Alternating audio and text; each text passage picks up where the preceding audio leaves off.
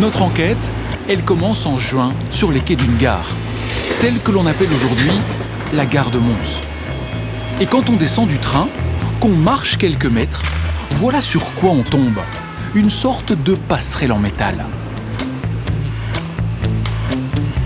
Qu'est-ce que c'est en fait cet endroit ici? La gare elle est en construction là, du coup c'est une gare provisoire. Okay. Et ça fait longtemps qu'elle est là? Oui, mais ça fait longtemps que ça doit être fini ces travaux, mais c'est pas fini. On aimerait bien que ce soit fini. Ce serait bien d'avoir une vraie gare maintenant. Oui. Bon, on fait le boulot en attendant quoi. Mais... Vous pensez quoi de cette gare provisoire? D'ici peu, il y en aura une nouvelle. Bon, d'ici peu... Ok, d'ici peu, il y en aura une nouvelle. D'accord. Donc si on comprend bien, à Mons, il y a bien une gare. Une gare provisoire donc, mais qui est là depuis pas mal de temps. Et là-bas, à quelques centaines de mètres, il y a une autre gare. Et celle-là, visiblement, elle se fait attendre. Elle aurait dû être inaugurée en 2015. Alors on s'est demandé pourquoi elle n'était toujours pas finie, cette gare. Après 5 ans d'attente, il reste visiblement pas mal de travail. Et puis il y a son prix. Au départ, elle devait coûter 37 millions d'euros. Aujourd'hui, elle en coûte 324. C'est 10 fois plus que ce qui était prévu. Tout ça avec de l'argent public. Mais c'est scandaleux, une utilisation scandaleuse des deniers publics. Avec nos associés, nous ne sommes pas des stars telles que Calatrava. Personne n'a forcé personne. Enfin, je découvre le document, donc je ne peux pas me prononcer dessus, je n'ai pas d'autres informations. Ils n'ont pas pris la mesure à la base de la complexité de faire le travail d'un entrepreneur. Ce soir, on vous raconte l'histoire d'une gare inachevée qui fait exploser les finances publiques.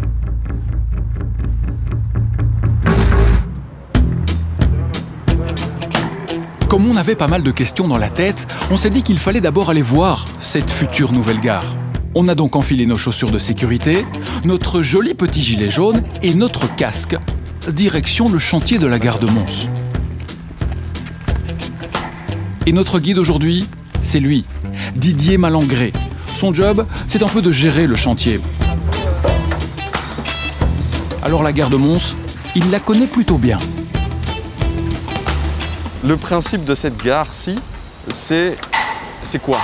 C'est une gare passerelle donc qui permet de rétablir ce qui n'existait pas dans le passé, une liaison entre le nouveau quartier, je dirais, et les nouveaux développements côté Grand Pré, avec le côté ville, donc l'ancienne partie où l'ancien accès à la gare était. C'est encore un peu confus? Pas de problème, on vous explique. Bienvenue dans notre bureau d'architecte. Ici, il y a tout ce qu'il faut. Du matériel dernier cri, des plans détaillés du projet et même une super table d'architecte. Pour bien comprendre, il faut étudier le terrain. Regardez. Ici en bas, c'est la ville historique de Mons, avec sa collégiale, sa Grand Place, ses commerces et son quartier de la gare. Et là-haut, c'est le quartier des Grands Prés, une sorte de nouveau quartier où on retrouve un centre commercial, une salle d'expo, un centre de congrès, des logements, bref, un quartier en plein développement. Seulement le problème, c'est qu'au milieu, il y a ces rails de chemin de fer qui séparent les deux quartiers. D'où l'idée de construire une gare, qui soit donc une sorte de pont, une passerelle qui permet de faire le lien entre les deux parties de la ville, l'ancienne et la nouvelle. Aujourd'hui, la gare, elle ressemble à ça. Mais lorsqu'on regarde le clip promotionnel, l'idée est bien plus grandiose. On appelle ça une gare multimodale. Une gare où vous pouvez soit prendre le train ou le bus, tout ça sur le même quai. Une gare moderne avec un toit qui peut même s'ouvrir. Une gare avec un parking minute pour que vous n'ayez même pas à sortir de votre véhicule lorsque vous déposez vos enfants. Une gare avec des commerces à l'intérieur, facilement accessible aux personnes à mobilité réduite. Bref, une gare résolument tournée vers le futur. Plutôt classe, non? Bon, alors ça c'est pour le projet, mais aujourd'hui on en est où? Qu'est-ce qu'il reste encore à faire sur ce chantier? Oula. Donc il reste encore à faire la finalisation de la charpente métallique, terminer le gros œuvre, les quelques aspects qu'on a vus côté nord. Ensuite, il y aura le montage des ascenseurs, des escalators, la réalisation de toute la couverture, donc les façades latérales et les toitures. Et à quelle échéance, du coup, on pense mettre en service la gare? L'échéance actuelle est de juin 2023. C'est une échéance qui peut être gardée, conservée? Qui est ambitieuse et qu'on essayera de respecter. Une échéance ambitieuse qu'on essayera de respecter. Vous avez remarqué ce ton un peu prudent? Il faut dire que la date d'inauguration de la gare a déjà été repoussée à plusieurs reprises. Aujourd'hui, on parle donc de juin 2023, dans 3 ans. Sauf qu'à la base, l'inauguration était plutôt prévue pour 2015. Mons est éblouissante, signe visible d'une nouvelle capitale européenne de la culture, en pleine effervescence. En 2015, les rues sont prises d'assaut par les touristes. On entend parler toutes les langues dans le musée, c'est vraiment un effet 2015 auquel là vraiment, à ce point-là, on ne s'y attendait pas. Et pour accueillir tous ces touristes, une toute nouvelle gare. Sauf qu'en 2015, la future grande gare, elle ressemble plutôt à ça.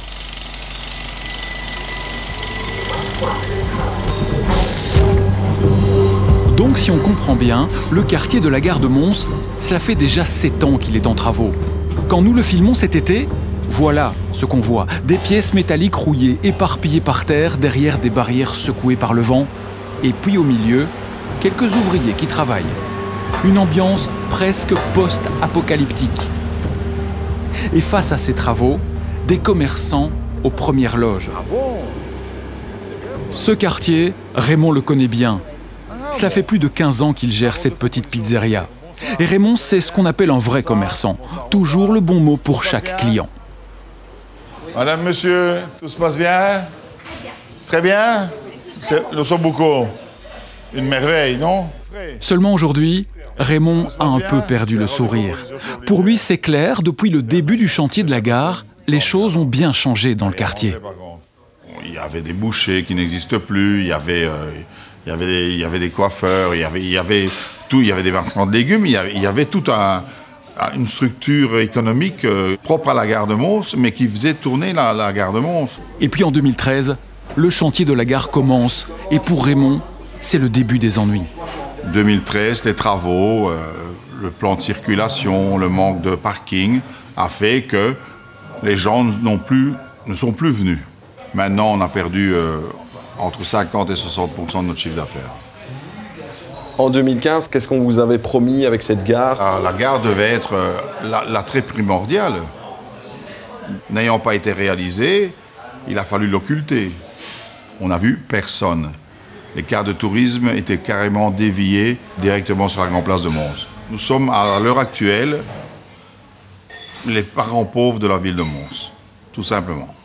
Quand vous regardez par la fenêtre et que vous voyez cette gare aujourd'hui, qu'est-ce que vous vous dites? Une nature morte. C'est une nature morte. Ça ne ressemble à rien. Il n'y a aucune perspective. Pour moi, c'est du métal.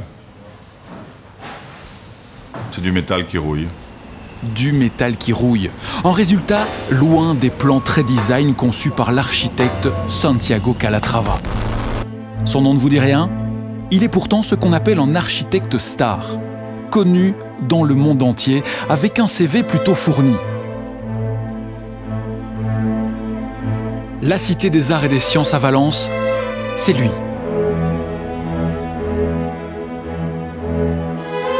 Le pont Sundial de Redding en Californie, c'est lui aussi. Et puis il a aussi quelques gares à son actif. Celle de Ground Zero à New York. Celle de Reggio Emilia en Italie. La gare Saint-Exupéry à Lyon. Et chez nous, il en a construit une aussi de gare. La voilà, la gare de Liège-Guillemins. Une gare exceptionnelle, un emblème pour les Liégeois. Mais aussi une gare qui vaut son pesant d'or, 545 millions d'euros au lieu des 200 millions prévus à la base. Il faut dire que le chantier ne s'est pas passé sans encombre. Et l'une des pierres d'achoppement, c'était les bétons. Car à Liège, Santiago Calatrava savait exactement ce qu'il voulait. Du béton blanc, mais pas n'importe quel blanc. Alors à l'époque, il a fallu faire pas mal d'essais. Celui-ci, c'est du gravier gris. Le dernier numéro. Le 39, c'est du gravier blanc. Blanc. Voilà. C'est un véritable laboratoire. On a essayé ici, on a dépassé la centaine d'échantillons de béton, tant en composition qu'en constitution des coffrages. C'est beaucoup. Pardon? C'est beaucoup. Oui, c'est beaucoup. À l'époque, Jean-Pierre Cols était aux premières loges. Il était directeur de chantier pendant 4 ans à Liège-Guillemins. Nous le retrouvons aujourd'hui. Et pour lui, cette histoire de béton blanc, c'est loin d'être une simple anecdote. Ça a pris beaucoup de temps parce que il fallait jour après jour bétonner des échantillons, imaginer des formules de composition de béton qui puissent donner satisfaction à l'architecte. Et échantillon après échantillon, c'était refusé. Voilà. Donc, ce n'était pas du tout prévu dans les budgets. Et ça veut dire que pendant 6 mois, on a toute une équipe qui a coûté de l'argent pour faire des échantillons alors qu'on devait produire normalement le chantier. Alors aujourd'hui, 10 ans après la mise en service de la gare, il ressemble à quoi, ce fameux béton blanc? Vous voyez ici un bel exemple. On a fait 6 mois d'essai de béton blanc. Maintenant, vous avez un béton pollué. On se demande à quoi ça servait. Parce que parfois, entre les différents panneaux, les différences de couleurs, il faut avoir l'œil pour les voir. Hein. Je crois que les distinctions entre les différentes couleurs de blanc n'avaient pas lieu d'être quand on voit ce qui se passe maintenant. À ce bilan, il faut ajouter celui de l'entretien de la gare. La verrière, par exemple. 30 000 mètres carrés de vitres perchées à plusieurs dizaines de mètres de haut. Pour la nettoyer, il faut faire appel à des alpinistes qui travaillent uniquement de nuit. Tout comme pour nettoyer la structure en métal blanc. Coût total de l'entretien, 850 000 € par an. Plus qu'une gare, Liège-Guillemins est une œuvre d'art qui a un prix. Et pour Jean-Pierre Cols, justement, son prix a été sous-estimé. On n'a pas pensé suffisamment aux difficultés de réalisation en fait, du chantier, c'est ça? Je pense. Ça n'a pas été pensé suffisamment, ça a été aussi sous-estimé par tout le monde, y compris par les entrepreneurs, il faut le reconnaître. Quand on sous-estime une difficulté, il faut résoudre ces difficultés. Et qui dit difficulté, ça prend plus de temps à réaliser. Donc ça explique, et quand ça prend plus de temps, ça coûte plus d'argent. Est-ce que cette difficulté supplémentaire et donc ces retards et ces surcoûts, est-ce que c'est vraiment quelque chose qui est lié aussi quand on choisit un architecte comme Santiago Calatrava? Évidemment, quand on choisit un architecte, on sait quel est son style, quelles sont ses réalisations. Et le maître de l'ouvrage, qui est quand même qui a des équipes techniques, doivent se rendre compte, en principe, de la difficulté que le choix de cet architecte va représenter. Selon le studio de Santiago Calatrava, la complexité du chantier était connue depuis le départ par les entrepreneurs. Cela ne peut donc pas être la cause des retards et des coûts supplémentaires. Reste qu'il n'y a pas qu'à Liège que le travail de Santiago Calatrava pose question. Pour s'en rendre compte, on prend la direction de l'Italie.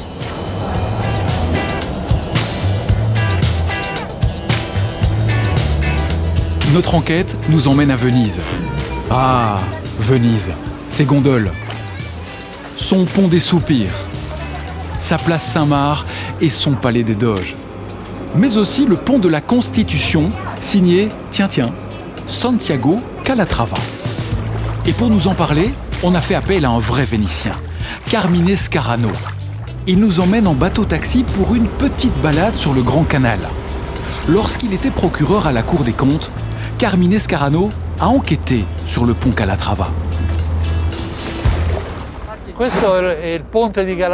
Voilà, ça c'est le pont de Calatrava, qu'il a réalisé pour relier le terminal d'arrivée des automobiles de Piazzale Roma et le terminal ferroviaire de la gare de Santa Lucia. De ce point de vue, c'est un pont qui est une structure très utile pour la ville.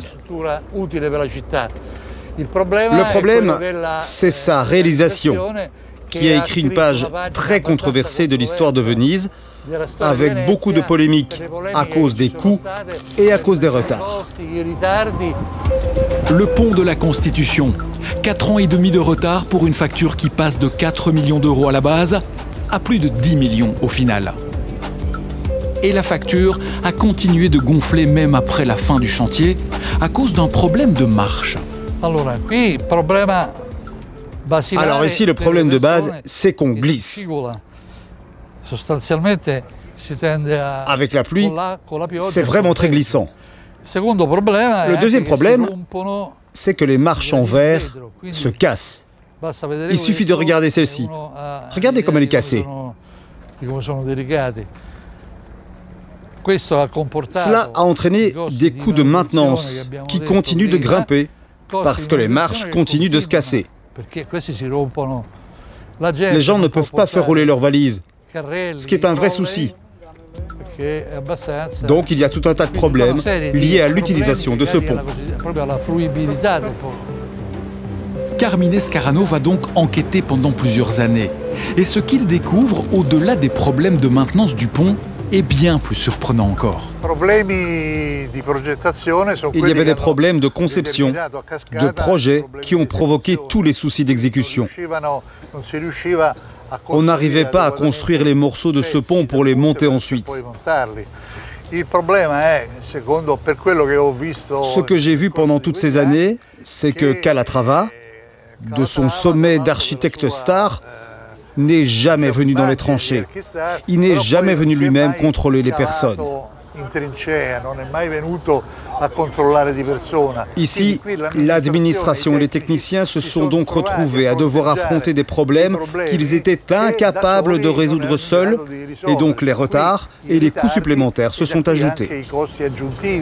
Le procureur va donc poursuivre Santiago Calatrava en justice et le condamne à payer 78 000 € d'amende.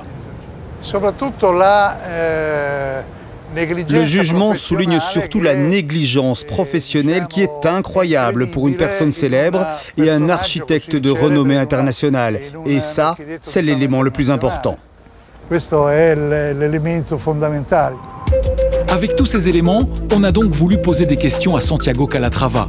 On lui a envoyé plusieurs mails pour lui demander une interview, sans succès. Après avoir insisté, on a finalement quelques explications par écrit. Dans ce courrier, le bureau Santiago Calatrava nous explique que son rôle est exclusivement limité à la supervision artistique. Il ajoute que si des modifications ont lieu en cours de chantier, aucune ne trouve son origine dans une erreur de conception ou dans un oubli de la part de Santiago Calatrava. Pour le studio Calatrava, cette décision du tribunal prouve que l'augmentation des coûts et les retards sur le site du pont de Venise étaient dus à la mauvaise qualité des travaux de construction exécutés par l'entrepreneur.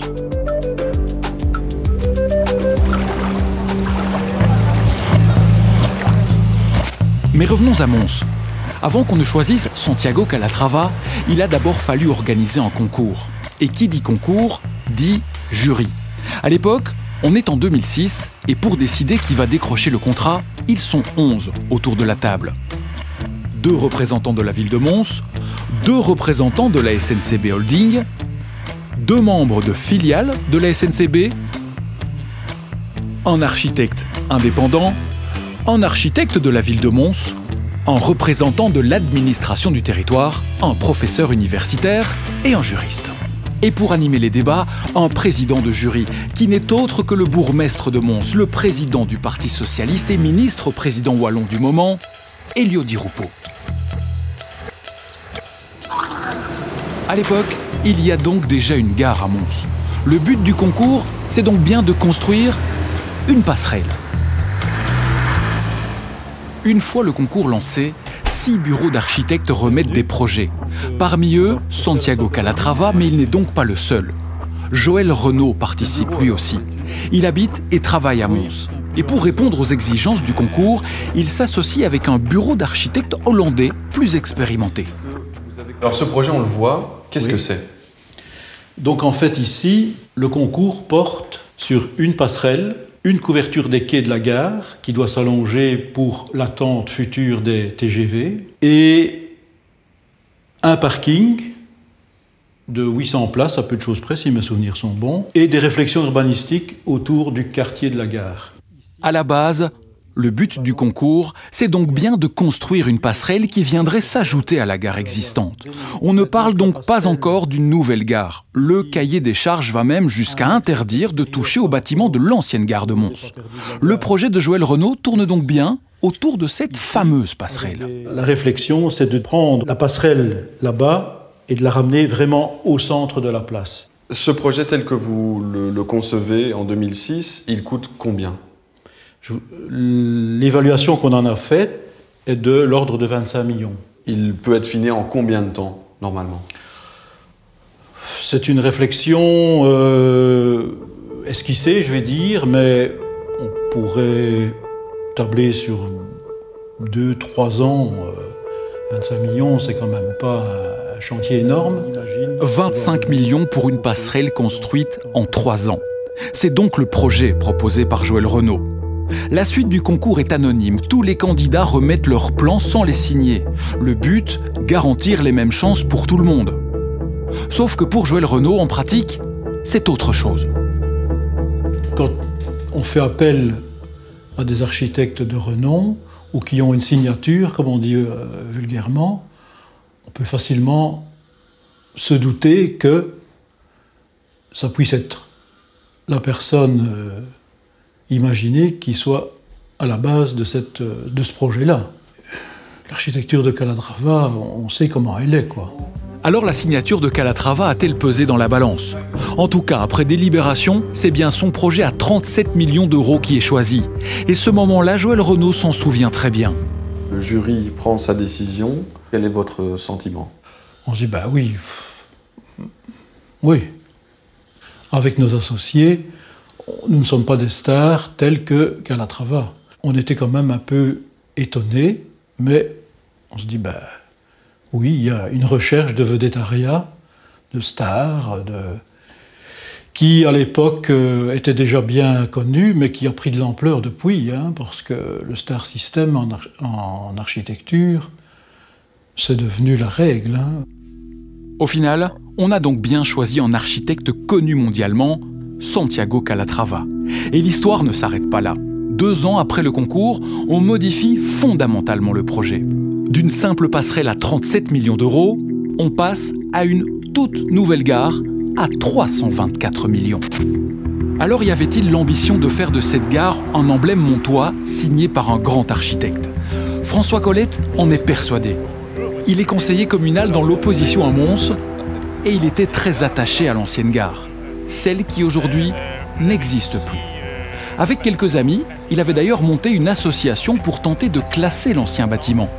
Sans succès. Pour lui, il y avait bien une ambition politique derrière le projet de la nouvelle gare. C'était une volonté délibérée des politiques de construire cette nouvelle gare.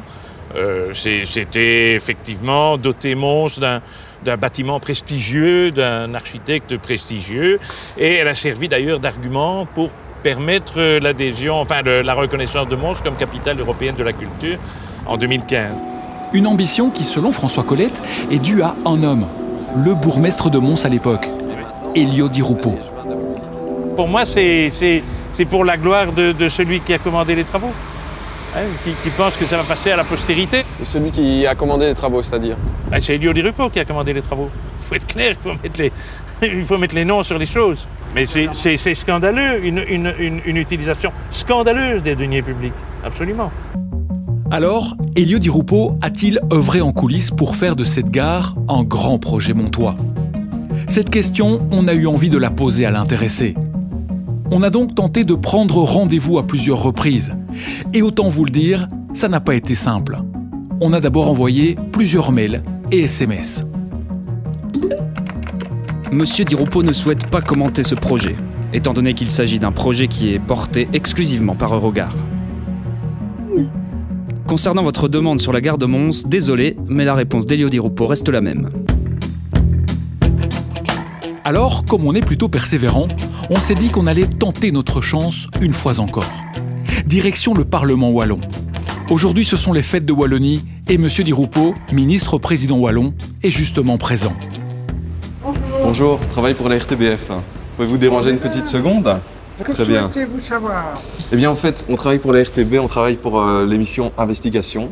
De quoi, là? L'émission Investigation, donc je m'appelle Martin Je ne réponds pas.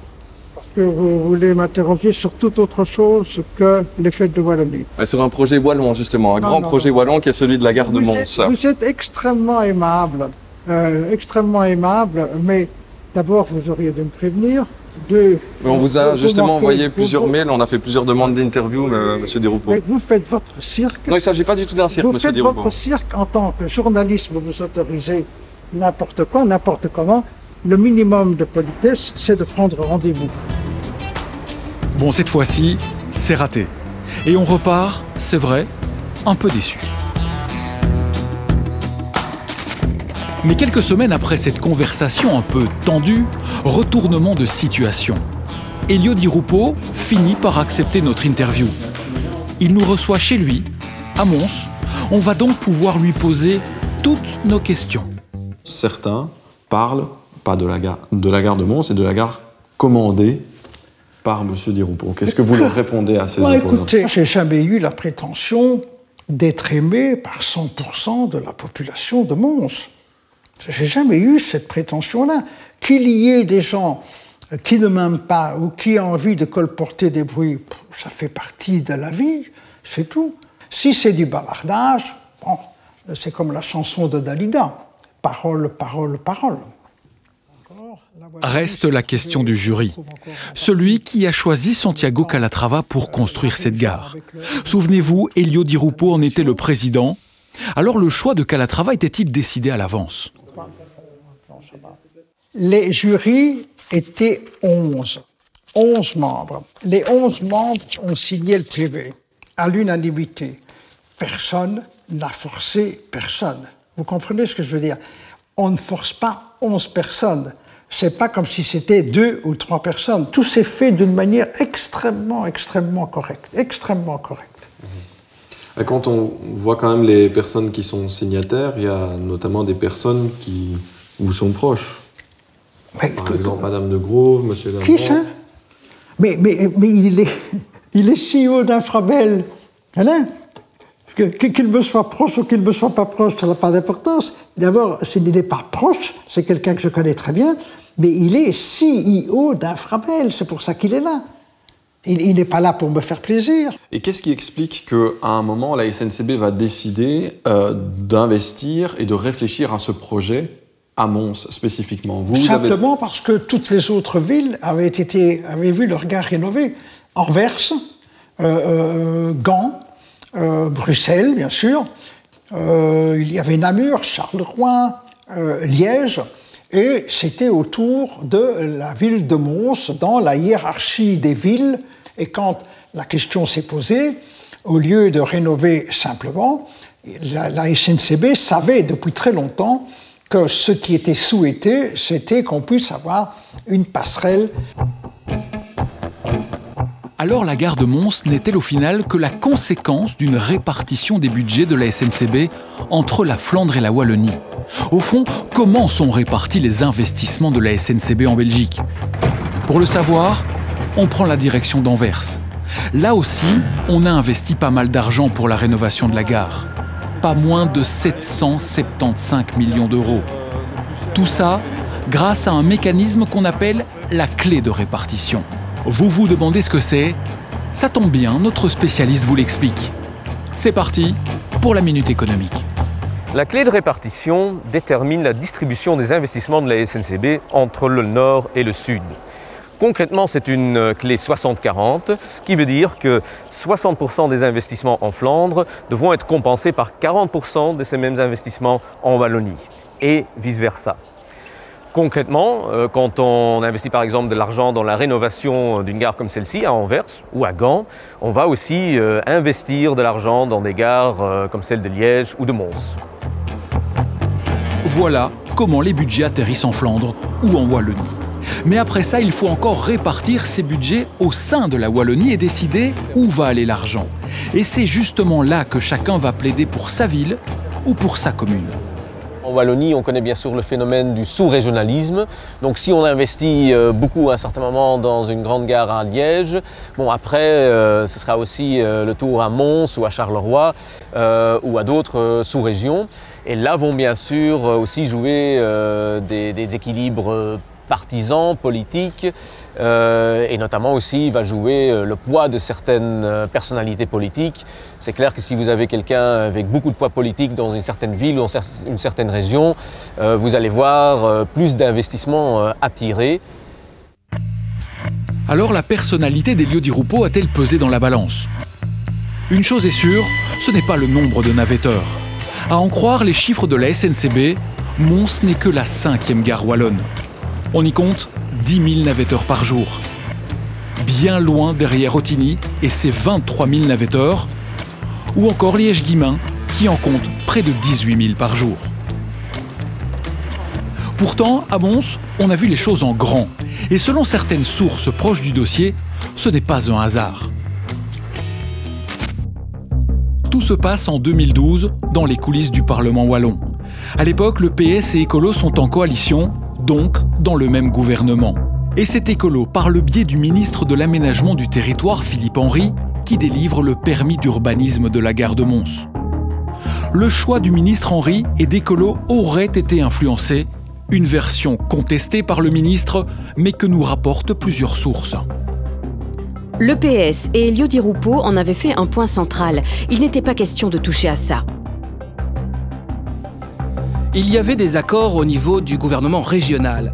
C'était de notoriété publique que Di Rupo aurait fait un très gros problème au niveau du gouvernement wallon si on avait bloqué le projet. À partir du moment où Elio Di Rupo était président du PS, il avait quand même les cartes en main pour imposer ça à la région via ses ministres à lui. Une source va plus loin encore. Elle décrit une politisation à tous les échelons de décision de la SNCB. Tout fait place à une politisation des investissements en termes de mobilité. Tout est fait pour que les régions s'expriment au niveau fédéral. Et dans les régions, il y a des barons locaux. Tout est fait pour qu'on prenne les décisions avec le moins d'objectivité possible. Est-ce qu'à un moment, dans des négociations politiques, vous avez demandé ça? C'est de la fantaisie, ce que vous me racontez. C'est de la fantaisie. Est-ce que vous imaginez une seule seconde qu'on aille dire, dans un accord du gouvernement, il faut donner une autorisation quelconque? Il n'y a rien de politique dans la démarche de la SNCB. La SNCB rénove les gares des grandes villes. C'était le tour de Mons. La SNCB a décidé de rénover la gare de Mons, a décidé d'accepter le souhait de la ville exprimé depuis 50 ans d'avoir une passerelle, donc une gare passerelle, et puis tout le reste, ce sont des étapes qui sont des étapes d'une évolution normale d'un projet. Reste qu'à Mons, l'évolution des plans de la SNCB pose tout de même question. Conçu à la base comme une simple passerelle, le projet s'est finalement transformé en une toute nouvelle gare. Et le budget a littéralement explosé, passant de 37 millions d'euros au moment du concours à 205 millions au début du chantier. Après ça, le budget a continué de gonfler pour atteindre 324 millions d'euros aujourd'hui. Alors comment expliquer cette augmentation de budget? Mais surtout, est-elle vraiment légale? Cette question, Joël Renaud se l'est justement posée. Au lieu d'une passerelle, on a démoli une gare, on a modifié beaucoup plus les accès ferroviaires, les parkings ne sont plus aériens ni dans un bâtiment, ils sont souterrains, et patati et patata. Et comment tout ça s'est justifié? Nous, en tant qu'architectes, on s'est posé la question, ne fallait-il pas refaire un nouveau concours sur base d'un programme fondamentalement modifié? Pour répondre à cette question, on a décidé de faire appel à un expert. Il s'appelle Thomas Cambier, il est avocat spécialisé en droit des marchés publics. On lui a donc amené ce document, le cahier des charges du concours. Il détaille ce qui est demandé aux participants à l'époque. Et on lui a posé la question, cette modification du cahier des charges est-elle légale? Et cette modification-là me semble poser un problème juridique assez important, dans la mesure où on modifie l'objet, radicalement, puisqu'on passe au moment du concours à un marché qui porte essentiellement sur la conception d'une passerelle. Et à ce moment-là, il n'est pas question de toucher à la gare vers un projet qui consiste à construire une nouvelle gare. Donc là, c'est plus du tout le même objet. Et accessoirement, c'est plus du tout le même budget non plus. Donc ces deux éléments-là conduisent à considérer qu'on est face à une modification qui risquerait d'être qualifiée de substantielle et donc d'illégale si elle devait être contrôlée par un juge, oui. Vous avez bien entendu. Selon notre expert, cette modification du cahier des charges est illégale. Si les candidats avaient introduit un recours, ils auraient donc eu des chances de l'emporter. Pourtant, à l'époque, personne ne l'a fait. Pour Joël Renaud, c'était tout simplement trop risqué. Quand vous exercez un métier comme petit indépendant dans une ville où il y a des... on sait toujours tout sur tout, vous pouvez être mis à l'index dans beaucoup de cas qui intéresseraient votre activité et qui donc vous mettraient d'une certaine façon, pas dire en difficulté, mais c'est quand même... pour pouvoir faire de la bonne architecture, il faut avoir l'esprit le plus tranquille possible. Et à se mettre des affaires sur le dos, on est de moins en moins tranquille, on est de moins en moins bon créatif. Alors comment expliquer le passage du projet de passerelle au projet de nouvelle gare? Qu'est-ce qui justifie l'explosion du budget de 37 à 324 millions d'euros aujourd'hui? Pour obtenir des réponses, la SNCB nous a dirigés vers cet homme, Patrice Couchard, directeur général station depuis 3 ans seulement. C'est lui qui gère les investissements dans les gares. Comment on passe du projet A au projet B? Écoutez, il faudra que je vérifie cette phase de transition parce que dans les informations dont moi je dispose, on ne parle que d'un seul concours d'architecture dans lequel il y avait effectivement 6 participants et donc dont M.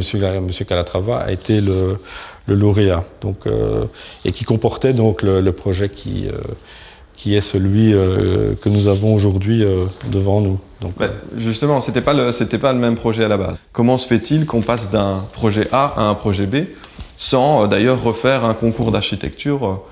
Non, moi les informations dont je dispose, je m'excuse, je vérifie dans mes papiers, mais donc c'est bien un concours d'architecture qui a été lancé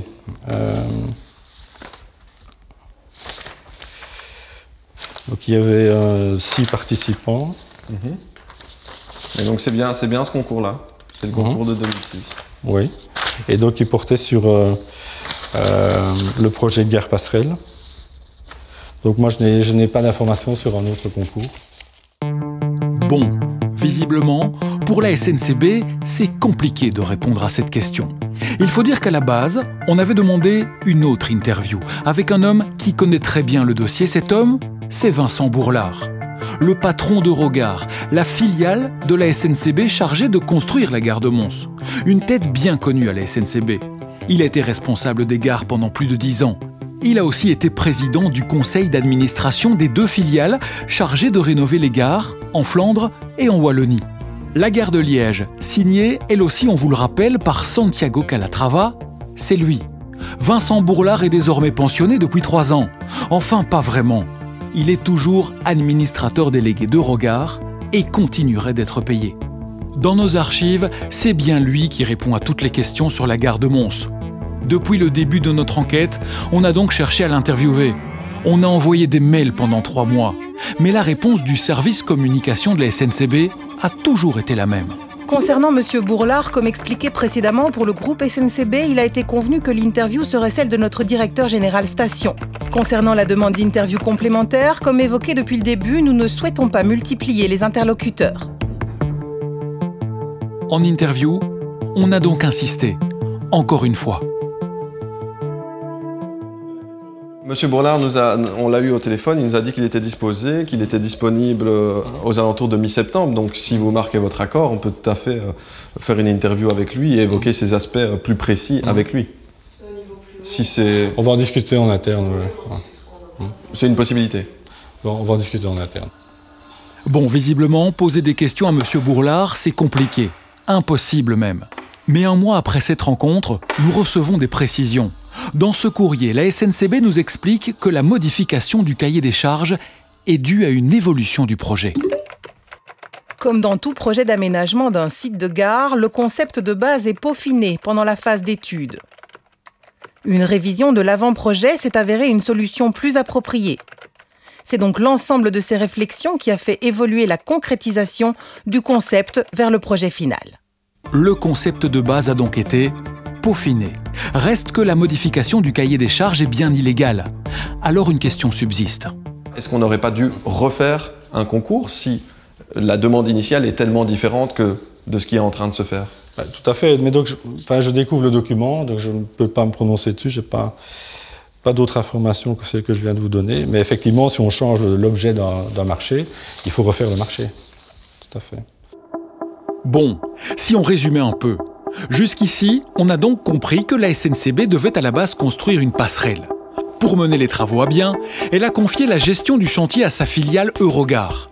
La SNCB a donc organisé un concours et choisi en architecte le très célèbre Santiago Calatrava. Ensuite, le projet a évolué. D'une passerelle, il s'est transformé en une toute nouvelle gare et le budget est passé de 37 à 324 millions d'euros, le tout sans refaire de marché public, une procédure illégale. Ça, c'est ce qui explique l'augmentation des budgets. Mais qu'en est-il des retards? Pourquoi cette gare n'est-elle toujours pas finie aujourd'hui? Pour répondre à cette question, il faut s'intéresser à cette énorme charpente métallique. 185 mètres de long, 6500 tonnes d'acier, c'est LA pièce maîtresse de la gare de Mons. Et pour la SNCB, comme pour Eurogare, c'est l'origine de pas mal de retards sur le chantier. À la base, l'entreprise chargée de construire cette charpente métallique est italienne. Son nom, la Cordioli. Les Italiens décrochent le contrat, engagent des sous-traitants et commencent à travailler. Mais très vite, les choses se gâtent. Sur le chantier, tout est figé depuis presque un mois et risque bien de l'être encore un certain temps. Il y a 4 jours, Eurogare, gestionnaire du chantier, a rompu le contrat qui le liait à Cordioli, l'entreprise italienne chargée de la fameuse passerelle Calatrava.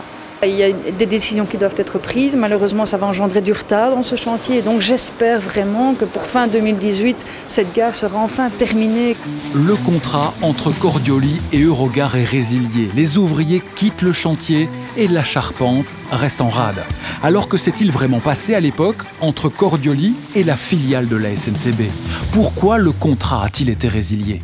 Cordioli a fait faillite, donc il fallait, pour pouvoir passer à de nouveaux marchés publics, résilier le contrat qui avait été passé avec la société. Donc elle était quelque part en défaut, et donc il fallait résilier ce marché pour pouvoir en relancer d'autres. Cordioli aurait donc fait faillite. C'est pourquoi il a fallu refaire des marchés publics, ce qui a fait perdre du temps. Cette analyse, il y a un homme qui la conteste formellement. C'est l'ex-patron de Cordioli, Bruno Tosoni. Nous l'avons retrouvé dans son bureau à Vérone. Aujourd'hui encore, Bruno Tosoni ne comprend toujours pas pourquoi la SNCB a rompu le contrat. Donc pour vous, il y a un non-sens dans le fait de résilier ce contrat? Oui, absolument. Car la résiliation d'un contrat crée des dommages importants, autant en termes de temps qu'en termes financiers. Et moi, je pense que le fait que la gare n'est pas encore terminée est la démonstration que résilier un contrat et passer à un autre prestataire si celui-ci est en faillite, ça peut avoir du sens. Mais la Cordioli n'était pas en faillite. Et ça, je l'ai expliqué à Eurogare et au service juridique de la SNCB, les priant de patienter. Que s'ils avaient été patients, avec cette administration extraordinaire, nous aurions pu terminer le travail. Mais la SNCB n'a pas voulu accepter. Cordioli n'a donc jamais été en faillite. Et cela, il n'y a pas que son ex-patron qui le dit. À l'époque, la société est placée sous tutelle du ministère de l'économie italien. C'est ce qu'on appelle une administration extraordinaire. Des curateurs sont désignés avec une mission, éviter la faillite et faire en sorte que Cordioli continue de fonctionner. Finalement, Cordioli sera racheté par une autre société italienne, la Fincantieri. Je crois que si le contrat n'avait pas été résilié à la date d'arrivée de Fincantieri, la gare de Mons aurait été finie. Parce que nous, en 2 ans, on l'aurait terminée. À partir du moment où on est dans un chantier aussi complexe, aussi important, la gestion du risque n'est pas compatible avec la situation d'une société dans ce contexte-là. Je peux bien croire que le patron de Cordioli voulait continuer, mais c'est clairement pas l'évaluation qui a été faite à l'époque des capacités de Cordioli. Donc je trouve que c'est un peu facile de la part de Cordioli de dire on était au bord de la faillite, mais il n'y avait pas de problème, vous pouvez continuer le chantier. Bref, sur cet aspect, impossible de mettre tout le monde d'accord. La SNCB a-t-elle eu raison de résilier le contrat qui l'a lié à Cordioli? Les Italiens auraient-ils été capables de finir les travaux? Impossible de le savoir aujourd'hui. Mais posons-nous plutôt la question d'une autre manière. Aurait-on pu éviter d'en arriver là? Existait-il un moyen de mieux contrôler les finances de Cordioli avant de lui attribuer le marché de la charpente métallique? Cette question, nous l'avons posée à Stefano Zantedeci. Il est syndicaliste et il connaît très bien l'entreprise Cordioli. Pour Investigation, il a fait analyser les bilans de Cordioli entre 2009 et 2012. C'est 4 ans avant que Cordioli ne décroche le marché public pour la gare de Mons. En 2012, nous savions déjà qu'il y avait des problèmes. Si moi je regarde les chiffres, c'est clair, éloquent. Dans le sens où, de 2009 à 2012, par exemple, toute la partie des résultats opérationnels s'est dramatiquement écroulée de 84%. La valeur de la production en 4 ans a baissé de 36%. Donc ce sont des chiffres, quand on les observe, qui font comprendre qu'il y avait des problèmes. Donc selon l'analyse que vous avez faite, Eurogare, si elle avait fait cette analyse, elle aurait pu voir que Cordioli était en difficulté avant qu'on lui attribue le marché public pour la gare de Mons. Certainement, si le maître d'œuvre belge avait fait l'analyse des bilans de 2009 à 2012, ils auraient vu les difficultés claires de caractère financier et économique. Donc, probablement, il y a eu une sous-évaluation de la part du maître d'œuvre. Ils n'ont pas regardé les documents et par conséquent, Cordioli a gagné l'appel d'offres. Et le maître d'œuvre, c'est donc Eurogare, la filiale de la SNCB en charge des travaux. Cette analyse, elle nous a plutôt étonnés. Alors, on a voulu la montrer au directeur général station de la SNCB. Est-ce qu'on a fait une mauvaise analyse des finances de la Cordioli avant de la désigner? Mais ce qu'on fait maintenant systématiquement pour tous les grands chantiers et pour tous les grands marchés, c'est on demande une analyse de type crédit par notre direction financière. Je ne sais pas si c'était le cas à l'époque, mais on n'aurait pas démarré le chantier si on n'avait pas reçu les garanties bancaires. Est-ce que selon vous, c'est une erreur de ne pas avoir suffisamment regardé en profondeur les comptes de cette entreprise-là? À l'époque, je ne sais pas si ça a été fait ou pas. Donc si ça n'a pas été fait, je pense qu'on aurait pu le faire de manière un peu plus approfondie et ne pas se fier uniquement à la réputation. Reste que c'est bien Cordioli qui a décroché le marché public. Et l'histoire ne s'arrête pas là. Car lorsque le contrat est rompu, la charpente métallique n'est pas terminée. Eurogare va donc chercher à récupérer des pièces produites par Cordioli chez différents sous-traitants. Certaines pourront bien être récupérées, mais pas toutes. Près de 800 tonnes resteront immobilisées ici, sur le parking de Cordioli à Vérone. Et ces pièces, elles finiront tout simplement à la casse. Ça, c'est une autre chose incompréhensible. Moi, je n'étais pas là, j'étais déjà parti, mais on m'a expliqué qu'Eurogare n'a pas trouvé d'accord avec les curateurs sur le retrait du matériel qui était prêt. Il y avait plus de 800 tonnes prêtes qui sont allées à la casse chez le ferrailleur. Et cela parce qu'Eurogare prétendait obtenir gratuitement ce matériel en contrepartie de ces dommages. Pretendeva di avere questo materiale gratis in conto di questi danni che lamentava. Et pourquoi Eurogare n'a pas voulu racheter ces pièces? Excusez-moi, mais là, ce sont des questions qui sont quand même très précises. Est-ce que je peux demander à Didier s'il a plus d'informations là-dessus? Comme ça, je ne sais pas. On va faire des recherches. Oui, ben on va prendre note de la question parce que De manière générale, l'interview pose... Enfin, je suis un petit peu embêté parce qu'elle porte sur des éléments de détail historiques que moi, je ne connais pas trop. Donc... Alors justement, c'est pour ça qu'à la base, on avait demandé une interview de M. Vincent Bourlard, mais ça n'a pas été possible. On se demande d'ailleurs pourquoi est-ce qu'on ne peut pas faire une interview avec M. Bourlard. Donc, du point de vue de la SNCB, on considère que ce projet n'est pas le projet d'une personne en particulier, c'est le projet de la SNCB. Non, mais c'est le directeur de Eurogare. C'est la filiale qui a de la SNCB qui a la maîtrise d'ouvrage, donc qui gère le chantier depuis le début. La maîtrise de... Donc pourquoi est-ce qu'on ne peut pas faire son interview ? Oui, je crois qu'en tout cas, moi, ce que je vais faire, c'est revenir vers vous avec des informations plus précises par rapport aux questions auxquelles je ne sais pas répondre. Ces précisions, nous les recevrons un mois plus tard. Après la résiliation du marché Cordioli, l'entièreté des pièces stockées chez des sous-traitants de Cordioli a été récupérée, soit 1142 tonnes. Les pièces stockées chez Cordioli, 773 tonnes, n'ont toutefois pas pu être récupérées. Après le départ de Cordioli, la charpente métallique est donc loin d'être finie. La SNCB va ensuite devoir désigner une autre entreprise pour reprendre le chantier. On est en 2015 et la saga autour de cette charpente va continuer. Alors on l'a vu, le contrat avec Cordioli a été résilié, il a fallu lancer un autre marché public pour pouvoir continuer les travaux, mais malheureusement, les problèmes ne se sont pas arrêtés là. Mais non, parce qu'après Cordioli, 4 autres entreprises se sont succédées sur la charpente métallique. Elles avaient toutes la même mission, terminer cette charpente. Donc ça fait beaucoup forcément, mais à cela, eh bien, il faut rajouter tous les sous-traitants qui ont été engagés par ces entreprises-là. Quand une entreprise est à l'arrêt, finalement, elle bloque les autres qui ne sont plus capables de travailler et ça fait grimper la facture. Mais oui, parce que ce qu'il faut bien comprendre, c'est que sur ce chantier, des entreprises, elles sont extrêmement dépendantes les unes des autres. Donc lorsqu'une entreprise, par exemple, n'a pas fini son travail sur la charpente métallique, eh bien l'entreprise qui fait le gros œuvre et qui doit venir placer les escaliers qui se posent sur cette charpente, eh bien, ne peut pas travailler. Et certaines de ces entreprises se retrouvent même avec du matériel, des outils et des ouvriers bloqués sur place. Oui, et parfois même du matériel qui a été produit en usine, donc qui a demandé un certain investissement et qui est inutilisable parce que le chantier est à l'arrêt. Alors à ce moment-là, qu'est-ce qu'elles font? Eh bien, ces entreprises, elles demandent des indemnités de retard et forcément, ça fait aussi grimper le prix de la facture.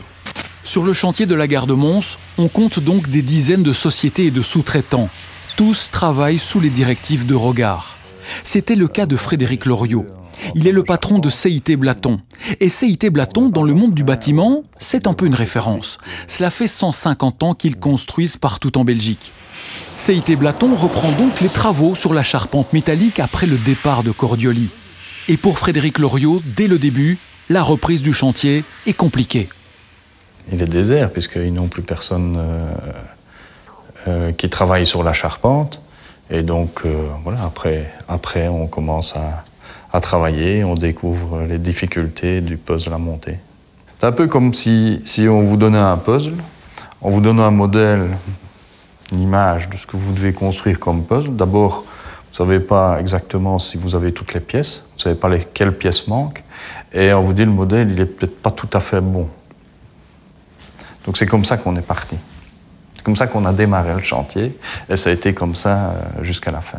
Donc pour vous, les délais n'ont pas été respectés parce que la tâche à accomplir n'était pas suffisamment claire? Parce qu'on n'avait pas les éléments pour pouvoir, d'une part, appréhender la tâche, et d'autre part, ils nous ont été fournis au fur et à mesure.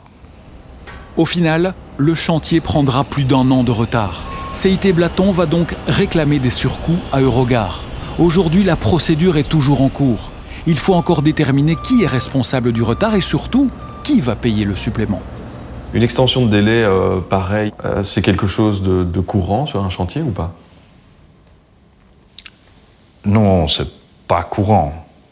Dans un cadre normal, ça ne se passe pas comme ça. Ça ne se passe pas comme ça parce que l'entrepreneur a la responsabilité complète.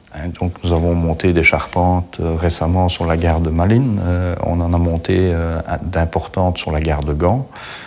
On n'a pas ce genre de problématique. Mais ici, Eurogare n'avait pas un entrepreneur général complet, puisque la conception du montage et de l'ensemble du montage était chez Cordioli. Ils se sont réappropriés ça. Et ce ne sont pas des experts en la matière. Et donc je pense qu'ils sont appuyés et encadrés par des bureaux d'études. Ils n'ont pas pris la mesure à la base de la complexité de faire le travail d'un entrepreneur.